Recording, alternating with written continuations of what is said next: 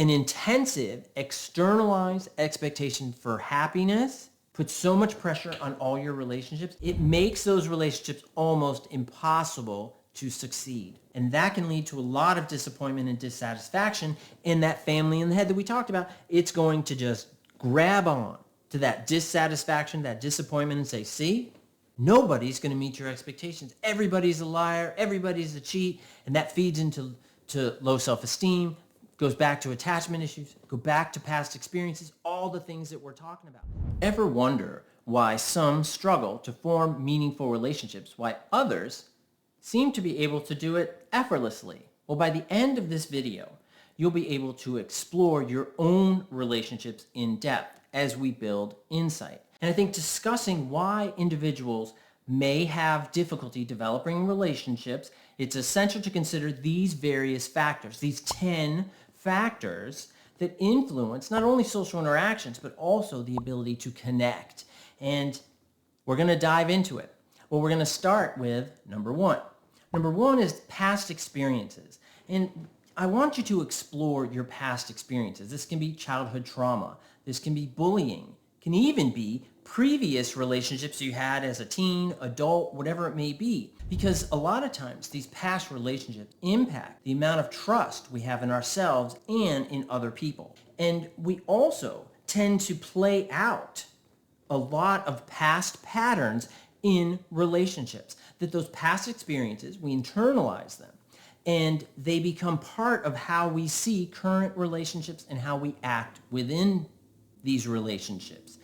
And it's important to certainly discuss and explore these different experiences. You have to be aware of them because if you block them out, they find ways to get out anyway, right? It's like trying to put them in Tupperware, but there's holes in the Tupperware. So they kind of come out as like smoke or kind of like if it's liquid, they kind of flow out. It's exactly what it is with those past experiences. So we've got to confront them and I want you to check it out and look at it.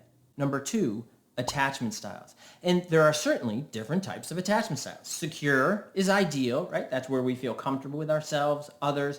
We can really be our true self with someone else, and we're able to take feedback and not see any comment as criticism, and we're able to be open, honest, and transparent with those important others in our life. There's also insecure attachment styles, and this can be anxious or avoidant or even dismissing. And these attachment styles, they disrupt how we connect to people and how close we're able to get. So for example, in a preoccupied instance, for a preoccupied attachment style, is that we're preoccupied with getting close, but as we get closer, we then begin to get afraid, so we pull back. And it's that uncertainty that drives us to pull back. Anxious attachment styles, a lot of times we are so anxious that we want to get in this relationship, but we can't and we're not sure, and we want to be close, but we don't want to be too close. And if we're too close, then what do we do? And how can we do it if we're too close? So you're this ball of anxiety and you're trying to connect, you're trying to attach, but that anxiety is the barrier in this case. And in dismissing, you dismiss the value of connecting to others. It's easier for you to walk away from relationships. So if relationships don't meet your internal expectations, then you're like, well, bye, I'm out. And that means that you have 100% expectation of relationships meeting your conceptualization.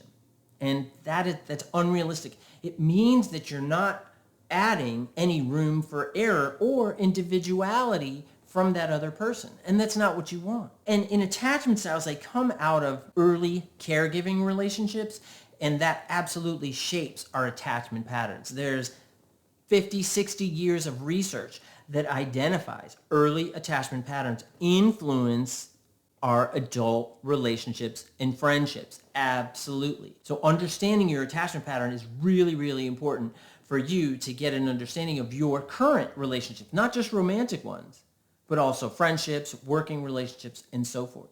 And that takes us to our next one.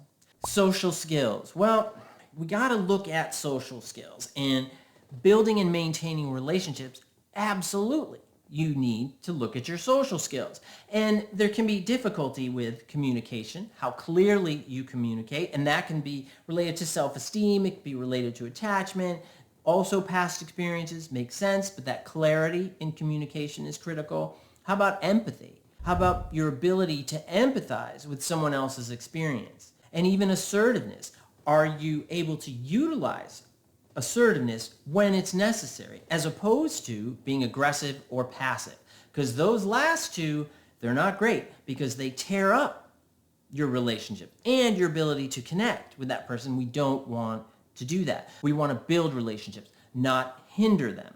And it's important to look at these various strategies in which you do that. And all of these social skills, the ones that I mentioned, communication, assertiveness, empathy, all of them also factor into your ability for conflict resolution. How do you resolve conflicts? You're not going to agree with everybody, and you shouldn't. And they shouldn't always agree with you. So we want to be able to know how to resolve conflict. Now, I have a number of videos on social skills and these various factors on communication, empathy, assertiveness. So be sure to check out my other videos that address these issues as well. It's building these skills, because if you enhance your social skills, build your sense of attachment, and recognize your past experiences, we're only 3 into 10.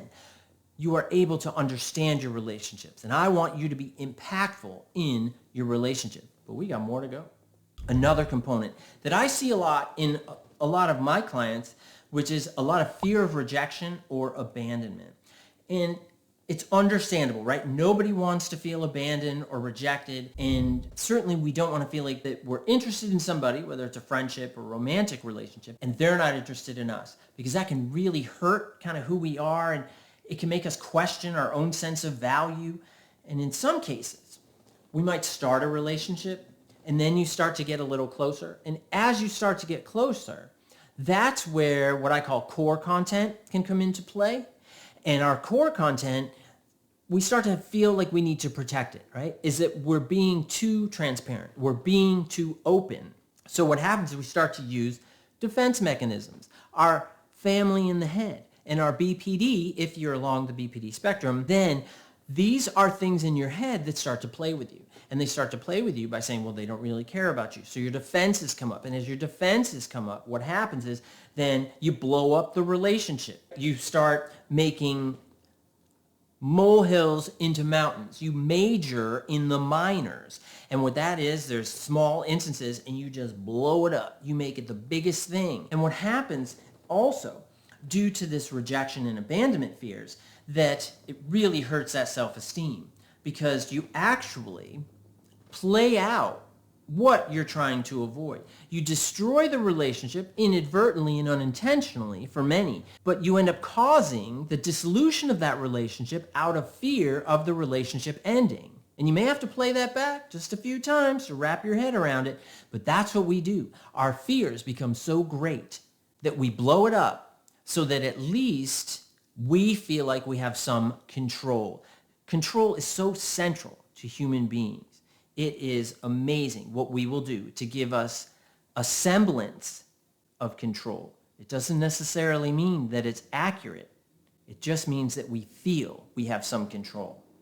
And also in dealing with rejection and abandonment, we got to look at those negative beliefs, that family in the head, right? Those internal voices that tell us all those negative things and what we're worth, and he or she is so great, and they're just going to leave you. Right? You don't deserve them, and all of that negative talk. You got to push back on it. You got to push back on it. Practice also actually being vulnerable in safe environments. Who are the people in your life that you can trust?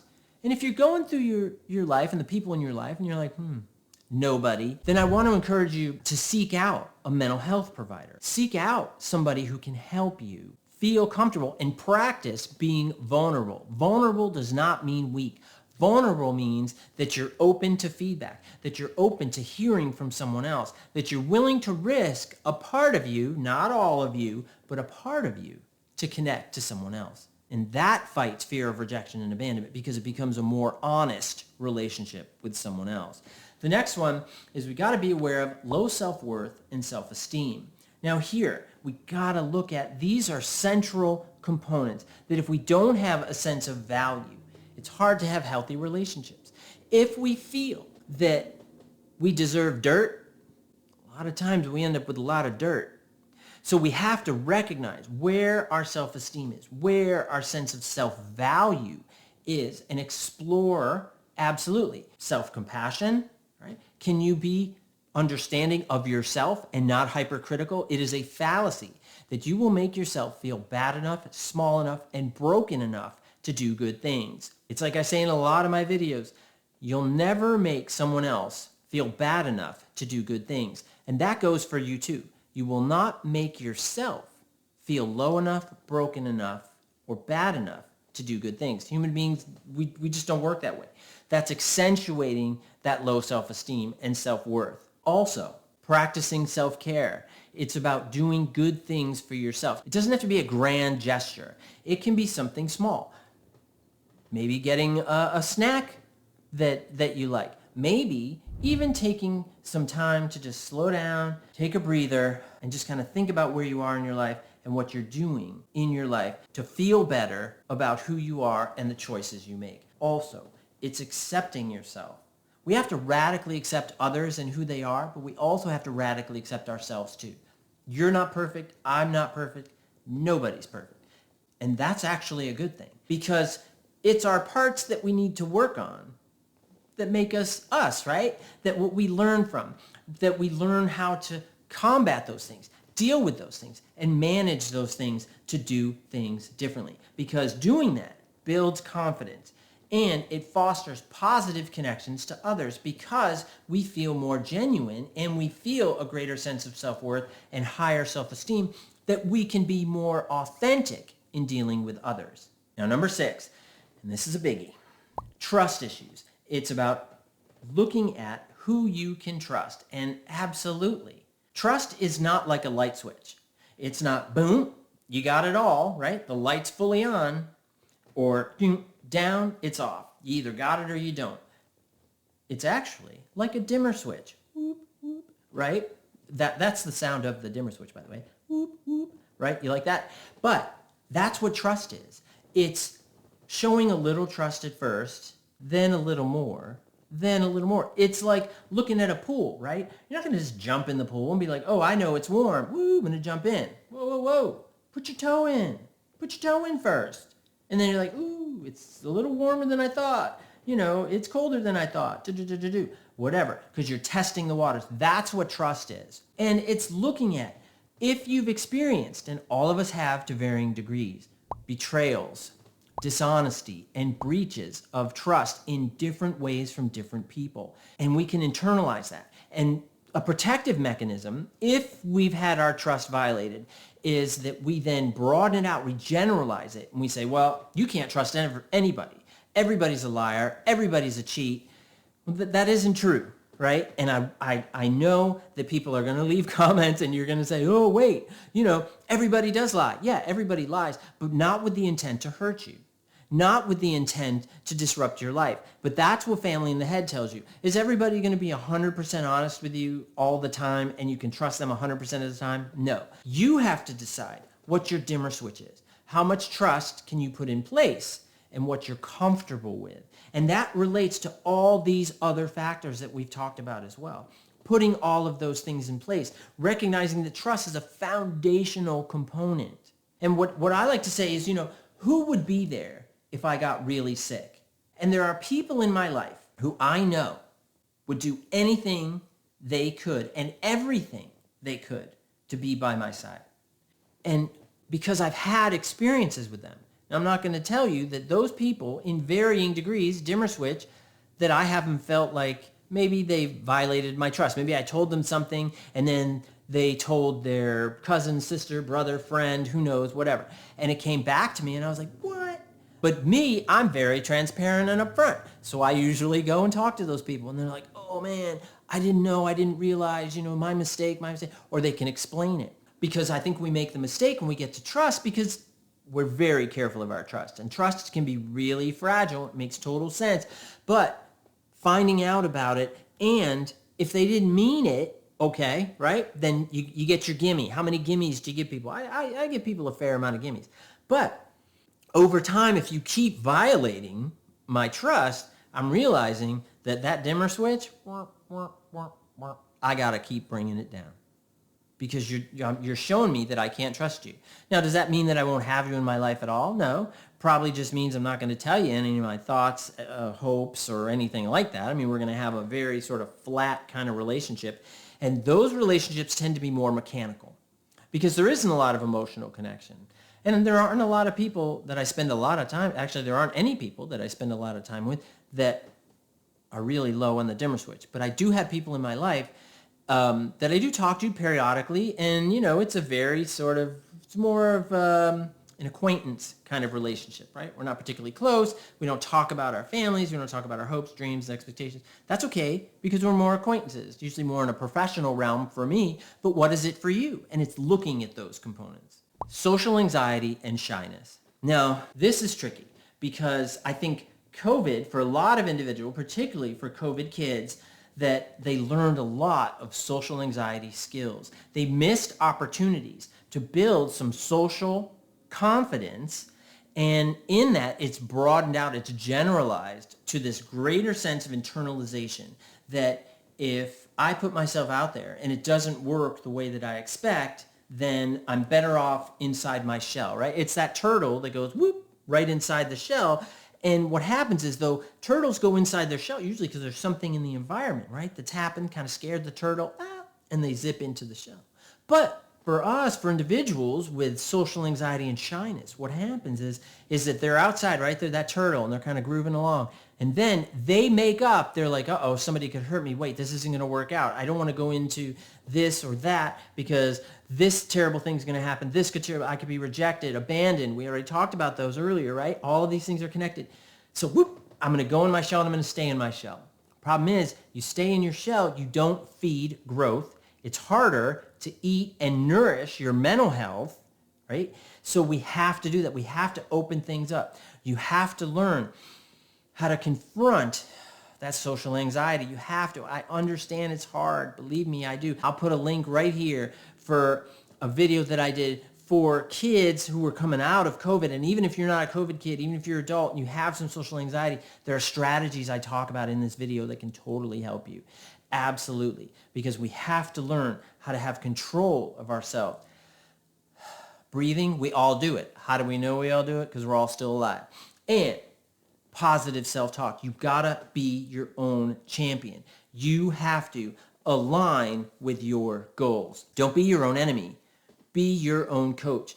Be your own hero. It sounds cheesy, right? Oh, that sounds cheesy. Hey, let me tell you. Be your own hero to get you there. You got to do it. You got to do it because it's so important, especially where social anxiety and shyness come into play. And gradual exposure to social situations, which is that if there's a crowd of people around, you don't have to go in and be like, the life of the party, right? Because we're not going to go from 0 to 100. We're not going to do that, right?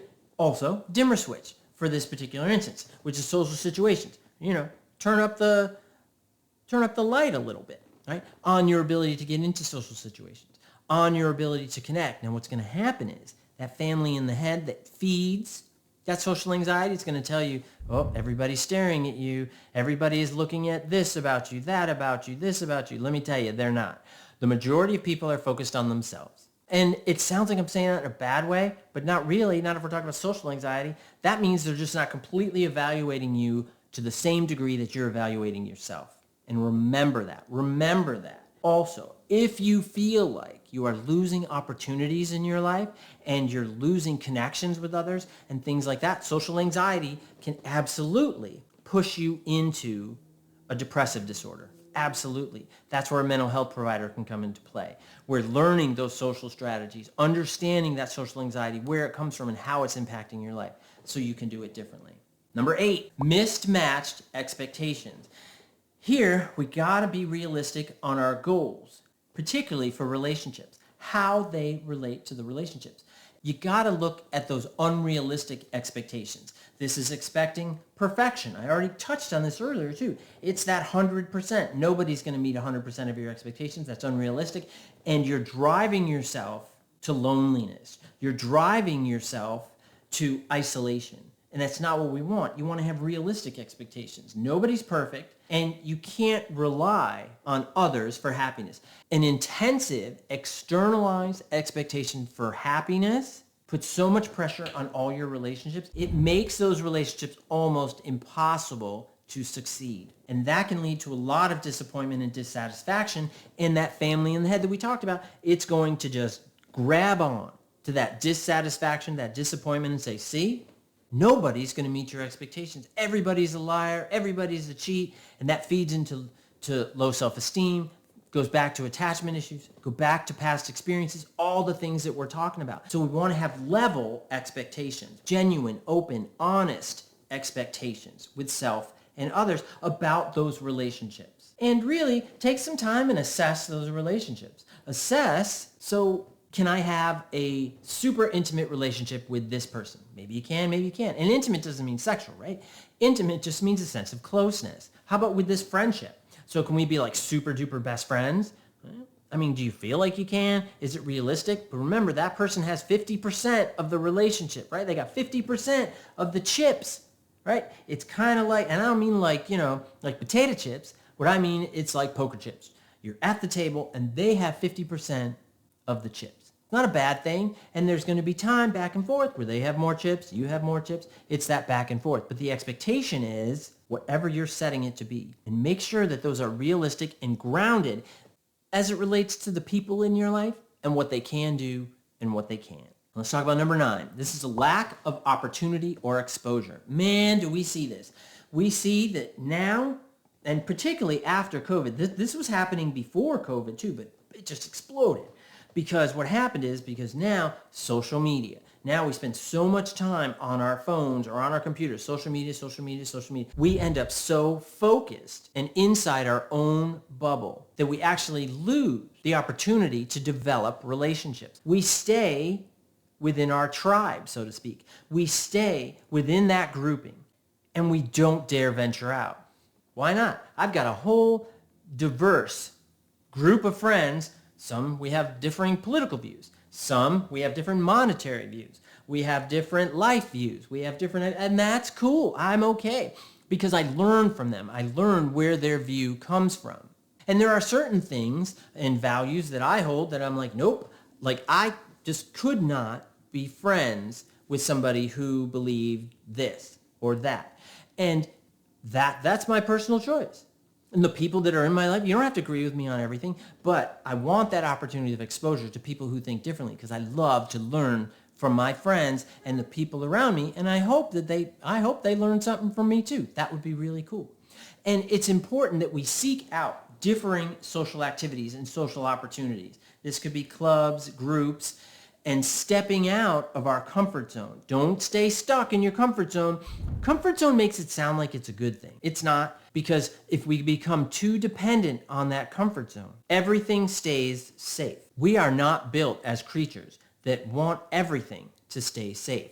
We want a little risk. Now that risk doesn't mean like jumping off a cliff or, we're not doing like extreme sports if you're not that kind of person. That's not what I'm talking about. What I'm saying is that stepping outside your comfort zone, maybe meeting people who don't have the same values as you. That's great. You can learn about that. You don't have to be super close to them, but it's about giving yourself the opportunity for exposure and growth, doing book clubs, doing meetups. And if you're not a super social person, you got some social anxiety in there, start online. And you can go to meetups. You can go to different groups, go to different places, try these things, expand your social horizon, and learn about life. If you stay in your comfort zone, you're going to get bored. Boredom can be an initiation or the initialization that leads to depression. Because as human beings, we want to be challenged to some degree. We want to feel safe, but we want to be challenged to some degree. If we don't challenge ourselves, then why are we doing it? It's just like a video game. If you played a video game and you never had a risk of your the person in the video game, right, who was dying or whatever, right, in video games people die, and then would it be exciting to play? No. So, I mean, even Mario, when he's playing, sometimes he gets the sound, and he spins around and stuff. That's kind of what keeps us invested and involved in the game. We want to get there. It's the same thing for social situations and expanding our social circle and getting outside of our comfort zone. Last, cultural and social factors. We have to look at your social and cultural norms, values, and expectations, because these can really influence relationship dynamics in a wide variety of different ways, because these can impact how we communicate, what are our gender roles and expectations, and what are our relationship norms, because that can absolutely impact your approach to developing and maintaining relationships. Look at your culture. Look at your folks. Look at your siblings if you have them. Look at people in your family. Look at other people from your culture and learn about that culture and that belief and how that factors into relationship development. If it is something that you want to be closer to, great. Then work on that and utilize those cultural strategies and social factors that help you connect in your relationships. If not, then you have to learn other ways to do it and doing it differently. And remember that talking about these components can be really important and powerful to changing your lives, to having better relationships. Also, I want you to check out this video, and this is how to have healthy relationships for those with BPD. But it's not just for people with BPD. It's about learning how to have healthy relationships. If you want to take this one step further, check out that video. Absolutely. And that can be really helpful. So I want you to look at these 10 components. Look at those friendships in your life. Look at that ability to develop that connection, because really connection to others is so important to us as human beings and going forward. And these 10 components will help you get there and do things differently. Thanks a lot for your time, and I'll see you next time. Bye-bye.